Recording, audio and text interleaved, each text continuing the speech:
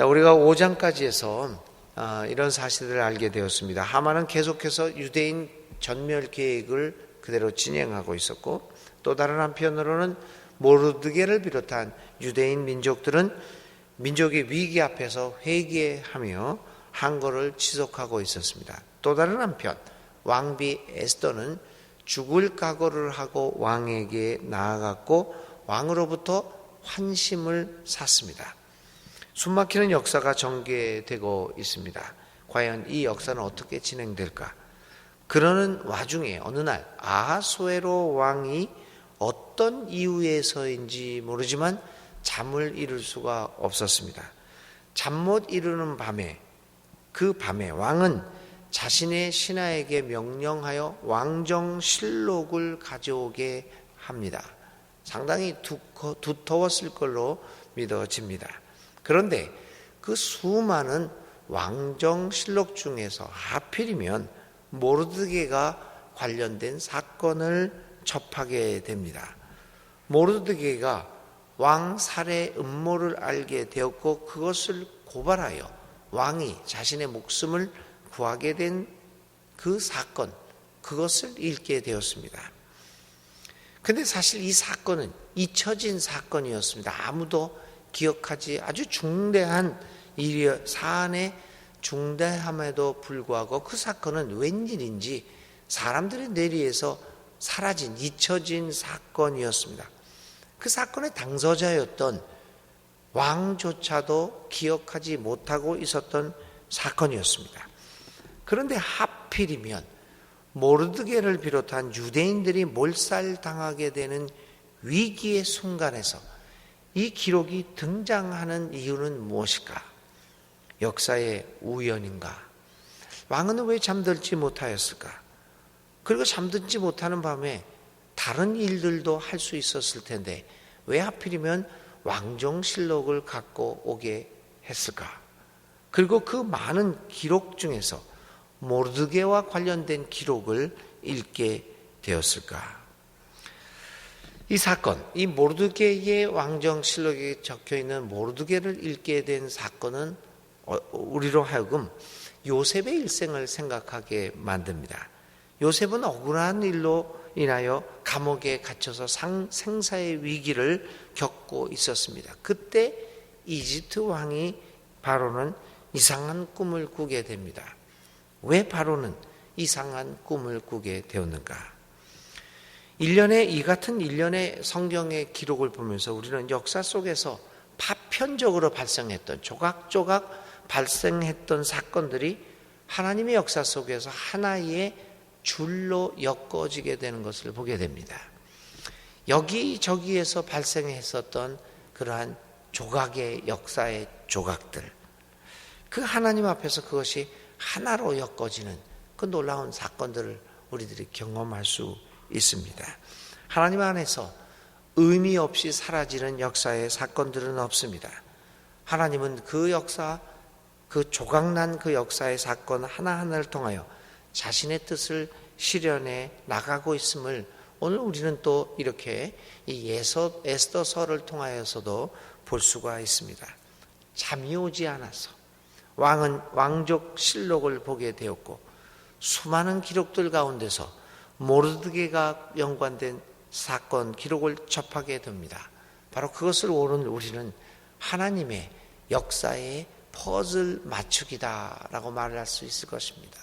여러 가지 흩어져 있는 그 조각들을 하나님께서는 하나씩 하나씩 맞춰가면서 아름다운 그림을 그려나가고 있습니다. 이러한 하나님의 역사의 퍼즐 맞추기를 통하여 우리는 하나님의 함께 하심과 하나님의 이 역사를 이끄심을 발견할 수 있어야 합니다. 결국 오늘 우리가 행하고 있는 이 자그마한 일들, 이 역사적 행위들은 결국 하나님의 역사를 드러내는 일들이 될 것입니다. 그러기 때문에 오늘 이 순간 우리가 하는 행동이 과연 하나님 나라를 위한 행위인지, 그래서 하나님이 그 역사의 퍼즐들을 맞춰서 우리의 행위들을 통하여 하나님 나라를 만들어 갈 것인지, 그것은 우리의 몫입니다. 아니면 우리의 행위가 결국 사탄의 역사를 만들어 갈 것인지, 그것은 오늘 우리가 행하여야 될, 선택해야 할 우리의 몫입니다. 그러나 분명한 것은 하나님은 그 역사의 조각들을 하나씩 하나씩 맞춰서 자신의 뜻을 이루어 가실 것입니다. 그 하나님의 뜻에 맞춰지지 않는 역사의 퍼즐들은 결국은 사탄의 역사가 되어 하나님 앞에 버림받을 것입니다. 그러므로 오늘 우리는 어떠한 역사의 조각들을 만들어 갈 것인가를 하나님 앞에서 신중하게 생각하며 행위해야 하지 않겠습니까? 그러므로 오늘 하나님이 역사의 주인이심을 다시 한번 깊이 인식하면서 오늘 우리들이 하고 있는 행위들에 대하여 깊은 성찰을 해보아야 할 것입니다. 자, 모르게의 행위를 알게 된 왕은 그에 대한 사후 처리가 어떻게 되었는지를 묻고, 그리고 그에게 아무런 상도 베풀어지지 않았다는 사실을 알게 됩니다. 그래서 하만을 불러서 공을 세운 사람에게 마땅한 상을 내릴 것을 명령하려고 합니다. 다시 왕의 부름을 받은 하만은 나라를 위하여 큰 공을 세웠지만 아무런 포상을 받지 못한 사람을 어떻게 대우해 줘야 하겠느냐라고 하는 왕의 질문에 최고의 예우를 해줘야 된다고 말합니다. 하만은 그 공을 세운 사람이 자신일 것이라고 착각하고 있습니다. 우리들은 얼마나 어리석은 사람들입니까? 우리 모두는 우리 안에는 하만이 있습니다. 오늘 우리가 하만처럼 살아가고 있습니다.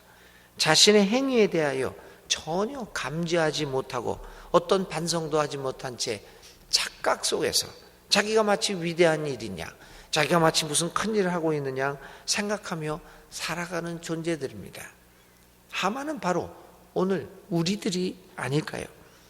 우리 안에 자리 잡고 있는 이 하만을 발견하는 것, 그것은 하나님의 역사를 이해하기 위한 첫걸음입니다. 자신을 발견하고 착각하지 않는 것은 우리로 하여금 새로운 사람으로 살아가게 만들 것입니다. 믿음은 결국 믿음의 생활이 깊어지고 내가 믿음의 인격이 풍성해진다고 하는 것은 내 안에 있는 하만을 발견하는 겁니다. 착각하고 자기가 마치 무슨 위대한 일을 하고 있는 것 같이, 하나님의 나라를 위해서 무슨 큰 일을 하고 있는 것 같은 착각 속에 빠져 있는 하만, 바로 우리를 발견하고 하나님 앞에 겸손히 무릎 꿇고 주님의 뜻을 물어가는 것, 그것이 믿음의 연륜이 깊어져 가는 것 아닐까요? 우리로 하여금 이러한 하만을 발견하는 것, 오늘 하루도 살아가면서 내가 얼마나 하만의 모습들을 보이고 있는가를 발견하며 하나님 앞에 고백하고 겸손히 행하는 우리들이 되어야 하지 않겠는가, 이런 생각을 오늘 이 에스더서를 읽어보면서도 하게 됩니다. 자, 하만의 조언을 들은 왕은 그에게 즉각 명령을 내립니다. 이 상은 모르드게가 받을 것임을 말합니다. 우리는 하만의 당황하는 얼굴의 표정이 상상되지 않습니까? 이럴 수가 있을까? 자신의 원수에게, 자신이 죽이려고 하는 그 당사자에게 최고의 대우를 해 주어야 하다니. 우리는 다시 한번 하나님의 역사의 오묘함을 보고 있습니다. 누가 하나님의 마음을 알겠습니까? 누가 하나님의 생각을 꿰뚫어 볼 수 있을까요? 하나님의 신비스러운 이 역사 앞에 우리는 침묵하지 않을 수 없습니다. 자, 11절부터 14절 마지막 절입니다. 난감한 표정으로 하만은 집으로 돌아갑니다. 자신이 파멸시키려고 했던 사람을 오히려 자신보다 더 높은 사람으로 만들어야 하는 모순에 그런 봉착하고 말았습니다. 하만은 왕의 명령대로 자기가 가장 미워하고 죽이려고 했던 사람을 모두가 보는 앞에서 가장 높게 대접했습니다. 하나님의 역사를 섭리하는 일이 얼마나 놀라웁니까? 악이 승리하는 것 같은 바로 그 순간에 하나님은 한순간에 돌려놓으십니다. 악이 승리해서 이제는 우리가 세력을 잡겠다라고 잔치를 벌이려는 바로 그 순간에 하나님은 반전의 역사를 만들어 가십니다. 이제 우리가 좀 이따 이제 7장, 8장 여기서 이제 반전이라는 단어를 다시 발견하게 될 겁니다. 하나님은 반전의 하나님 아니십니까? 하나님이 그 한순간에 돌려놓으시는 그 미묘한 그 신비를 알고 있기에 오늘 우리들은 그 신비에 머리를 숙이고 하나님을 신뢰하면서 오늘도 살아가고 있습니다. 악이 승리하는 것 같은 순간에 한꺼번에 돌려놓으시는 하나님, 바로 이러한 것들을 보면서 고린도 전서 1장 25절에 하나님의 어리석음이 사람의 지혜보다 더 지혜롭고 하나님의 약함이 사람의 강함보다 더 강하다라고 하는 사도 바울의 고백을 비로소 우리는 이해할 수 있게 되는 것입니다. 누가 하나님 앞에서 감히 자신의 역사를 주도한다고 주장할 수 있습니까? 한순간에 인간이 쌓아놓은 하늘을 찌를 것 같은 높은 바벨탑을 일시에 무너지게 하는 하나님의 능력과 섭리 앞에서 우리는 가만히 아무것도 할 수 없을 것입니다. 다만 침묵을 지키며 하나님께서 하시는 일에 놀라워하며 그에게 영광과 권위와 찬송을 돌릴 뿐입니다. 자, 이제 하만은 집으로 돌아가서 아내에게 궁정에서 생긴 일을 자세하게 말합니다. 하만의 말을 들은 아내는 금세 일이 어떻게 진행되고 있는지를 알게 됩니다. 그리고 이것이 하만의 최후를 의미한다는 것을 감지합니다. 이제 하만에게 몰아닥칠 파멸은 그 어느 누구도 막을 수 없는, 피할 수 없는 것들입니다.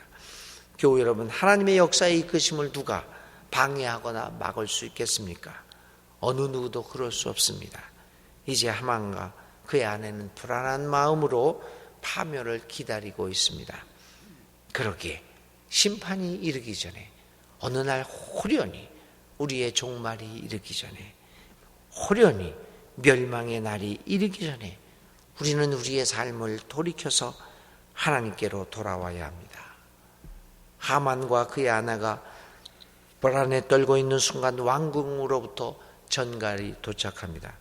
왕궁으로 들어오라는 겁니다. 명목은 왕비 에스더가 마련한 잔치에 초대 손님으로 참여하라는 것입니다. 그러나 하만과 아내는 이제 분명히 알고 있습니다. 그것이 잔치가 아니라 고통과 눈물의 자리인 것을. 하나님의 길에서 벗어나서 불의를 일삼는 자들에게 주님의 날이 오는 것은 복이 아니라 심판의 날임을 우리는 분명히 볼 수 있어야 합니다. 그 심판의 불을 견디기 위해 오늘 우리는 모두 하나님 안에서 새로운 존재로, 그리고 하나님의 사람으로서의 삶을 살아야 할 것입니다. 왕궁의 초청을 받은 하만과 그의 아내, 오늘 이 아침에 그 초청을 받은, 잔치의 초청을 받은 하만과 그의 아내의 불안한 심정이 오늘 이 아침에 우리의 마음에 전해오지 않습니까? 오늘 우리는 하나님의 초청을 받을 때 어떤 자리에 서 있을 것입니까? 하만의 자리에 서서 불안하게 그 하나님의 오시는 날, 그 잔치를 기다릴 것인지, 아니면 하나님 앞에 우리의 자신을 겸손히 맡기며 주의 뜻을 따라 살아가면서 하나님의 나라에 오기를 열망하는 존재로 살아가야 할지, 그것은 우리의 영원한 몫으로 남게 됩니다.